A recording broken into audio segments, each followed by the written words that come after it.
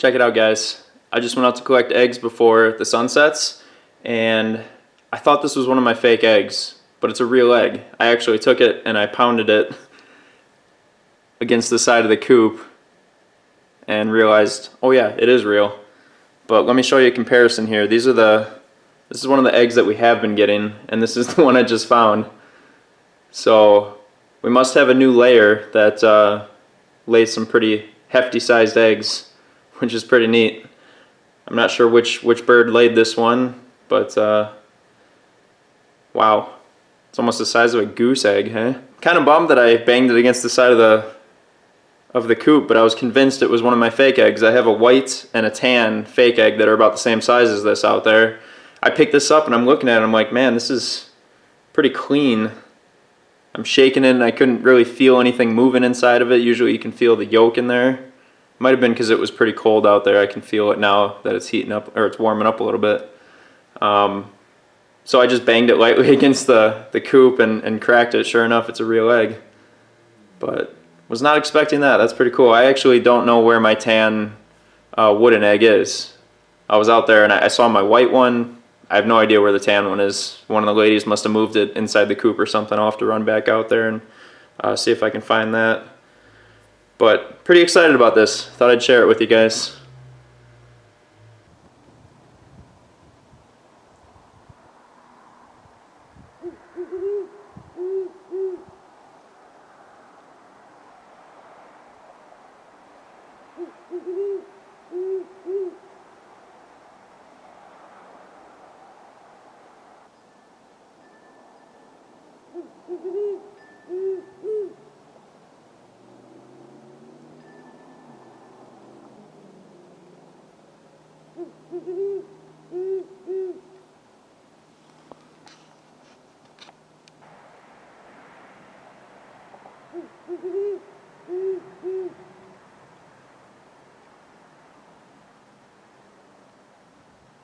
It's been a few days since I discovered this large egg. I'm going to crack it open now and make some homemade egg drop soup.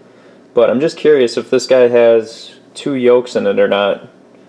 We've gotten a few more eggs from this chicken, whichever chicken this is. I've had 4 eggs a day out there, so I know a new chicken is laying. But none of them have been this large, so I'm just curious to see what's inside of it. It is! It's a double yolker. Look at that. That's pretty neat because on average, 1 out of every 1,000 eggs has 2 yolks in it. I should note that this sometimes happens with pullets that are just beginning to lay until their system gets in a rhythm of laying eggs. Sometimes things get mixed up and they have 2 yolks inside of 1 egg. Can I talk now? Alright, today I'm in the chicken coop and we use a deep bedding method.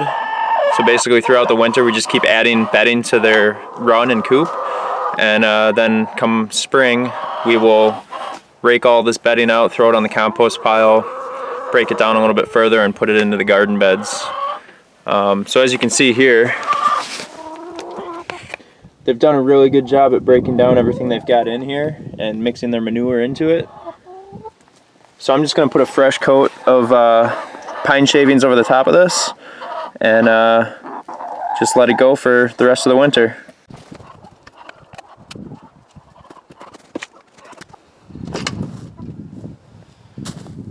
I'm pulling all of their feeders out so I can deep clean these guys and also get better access to level out the existing bedding that's in there before I add the new stuff in.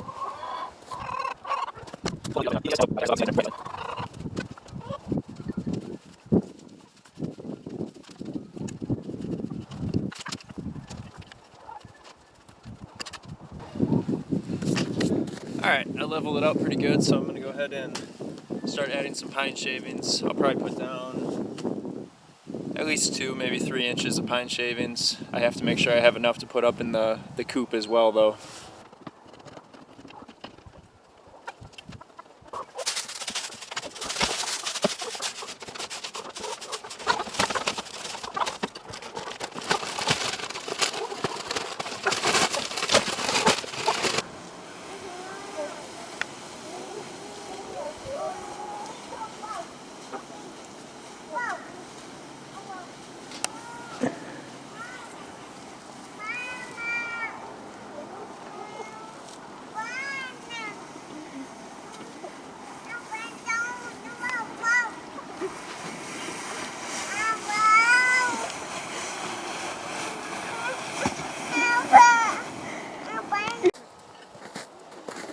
before I put their food and water back in the run, I'm gonna add some bedding to the coop because their entrance is in the bottom of the coop floor. Sometimes debris will fall down on top of the food and water. So to prevent that, I'm gonna do this first.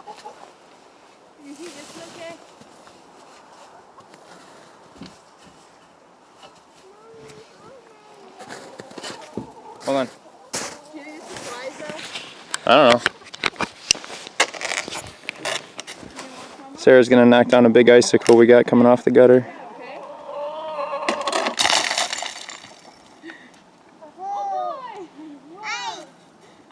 Ice. The ice? Ready? 1, 2, 3, go!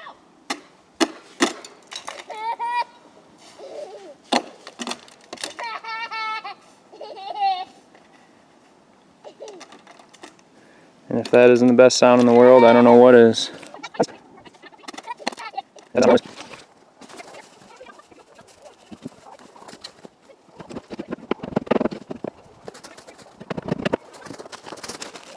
Since we still only have 4 of our 7 birds laying eggs, I'm going to put our fake eggs back in here. And I'll take those out once all the birds are laying and they know where they're supposed to be laying.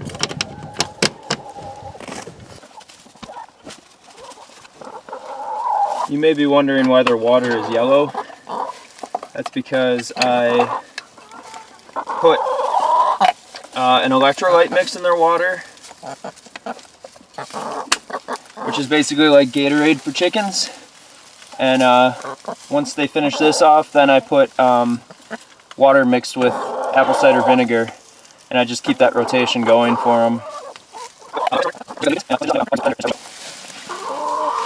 To date, in this feeder, I've been giving them grit, which helps them break down their food. And usually I'll put scratch grains in here, but you'll see in an upcoming video that I've got a special treat for them. So I'm giving them something I haven't provided to them in the past. They haven't really needed it, but I thought since I've got an opening here now, I'm going to offer it if they want it. This is crushed oyster shells, which is a good calcium supplement for them, which helps with the structural integrity of their eggs.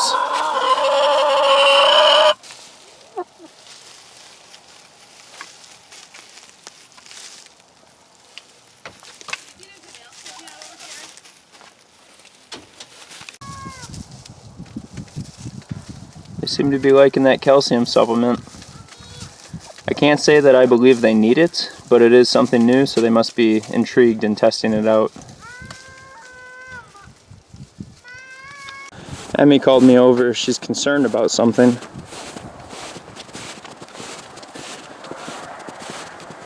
What do you see, baby? You see the bees?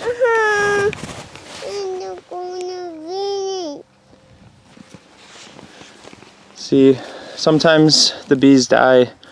Everything comes to an end. So, the bee's gone, bye-bye. You see, when a bee's served its purpose, and it's no longer needed in the colony, it'll leave the colony to perish somewhere else.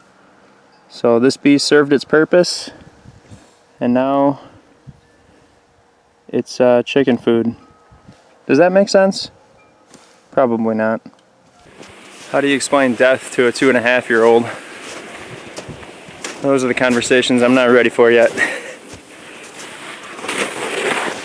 Alright, while I'm in here, I'm going to top off their wood ash dust bath. This is ash that I've collected from our fire pit from burning debris over the summer.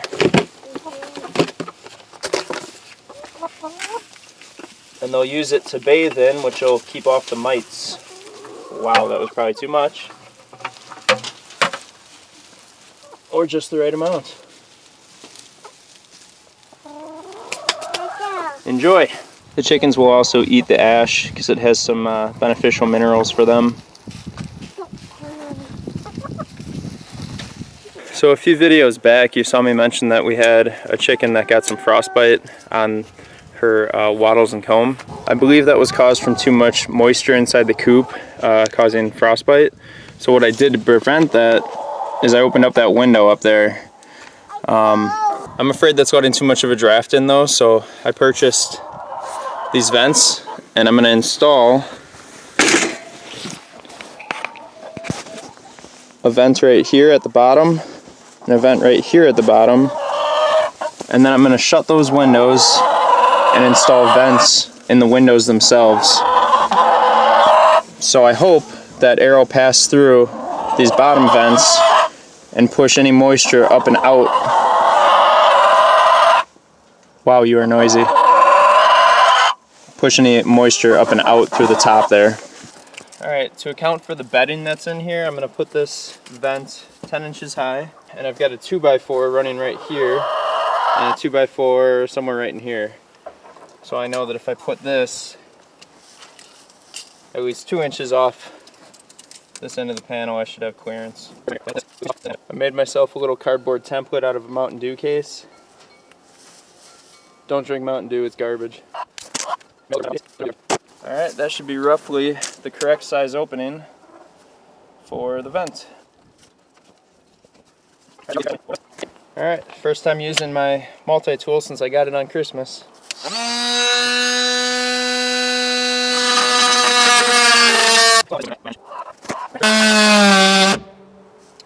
I don't know why it keeps stopping. Looks like my battery might be dying. Time to go get new batteries.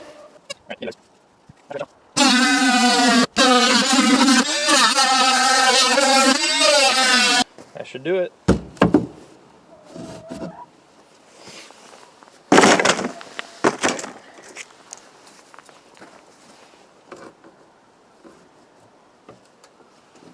Oh yeah, that's gonna work out nicely.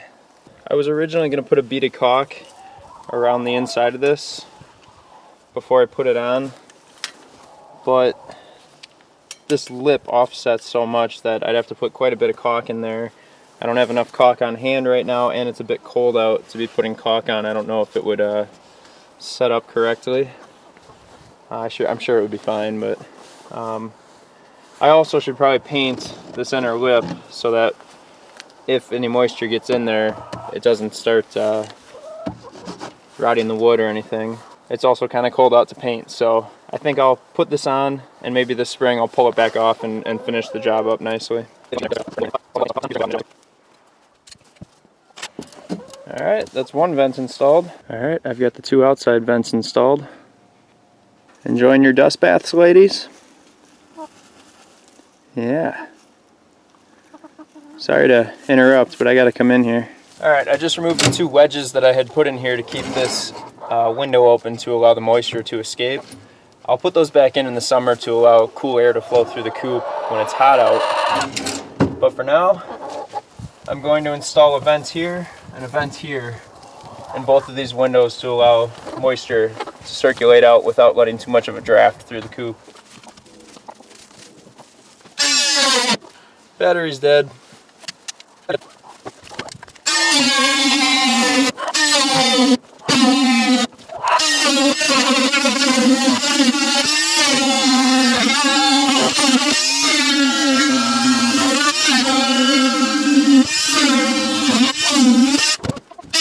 These windows get a little bound up anyway, so they let air through. Fortunately, this isn't the one that they roost next to. This one is, and this one seems to sit flush.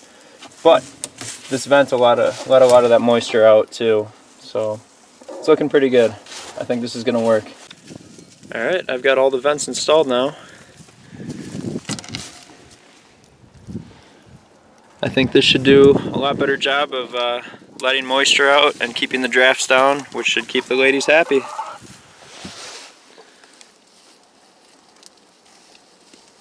Still enjoying their dust bath.